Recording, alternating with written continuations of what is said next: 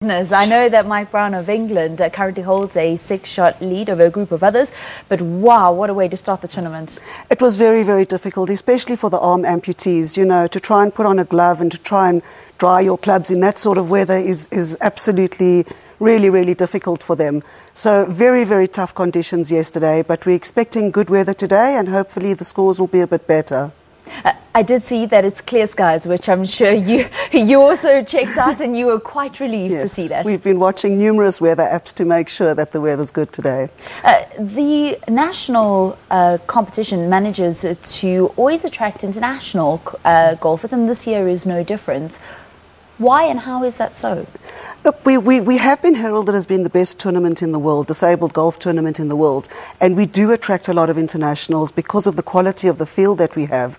Last year we had a World Cup year, which meant we had 35 internationals. So that was our record best, and that year was the best ever in disabled golf throughout the world, the quality of the field. This year we've got some incredible internationals. We've got Hernan Garcia from Chile, Mike Brown, who comes from the On Course Foundation, which is a foundation in the UK that looks after veterans. And he only lost his leg 2 years ago, and this is his first disabled tournament that he's ever played in. So we're very, very excited and happy to have him. We invited him as our guest when we were up in London for our London Golf Day in October, and our London sponsor Scanlon's actually paid for him to come to this tournament. So it's absolutely awesome to have him. I reckon he's one of the best in the world.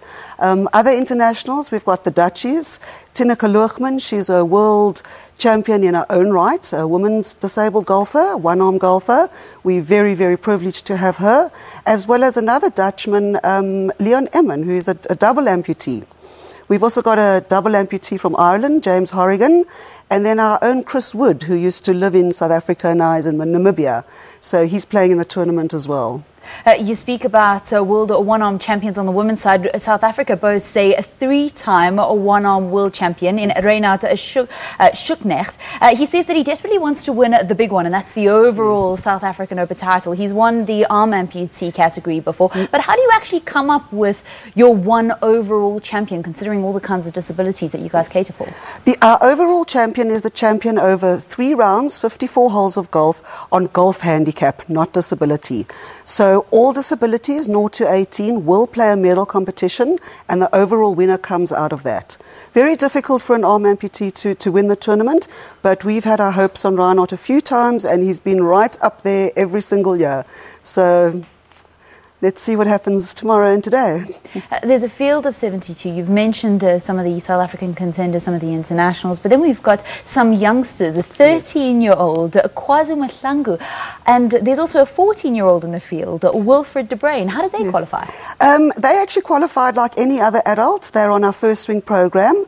We have a Go for Gold program for the deaf, where if they attend their sessions regularly, they get invited to the Canon Inter-School, Interprovincials at the end of the year, and from that tournament they can then get selected to become a rookie, and now they're a rookie playing in our tournament, and then the following year, if they continue to play very well, they play in the proper tournament. So last year Kwazi and Umpu and Wilfred were actually rookies, played 3 rounds of 9 holes, and this year they're playing proper golf in the main tournament, and we're super, super proud of them, and they're super excited to be here. So it's an incredible feeling out there at Magalies Park.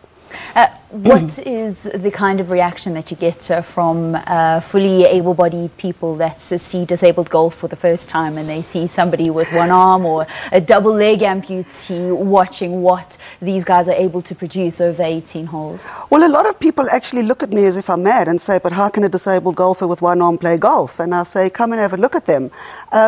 It's about our abilities and not our disabilities, and that is what we look towards. It's about the golf handicap. And if you can get a golf handicap, you can play golf. And our mandate is to provide golf to every South African with a permanent disability. So we train them, and people, they're often shocked.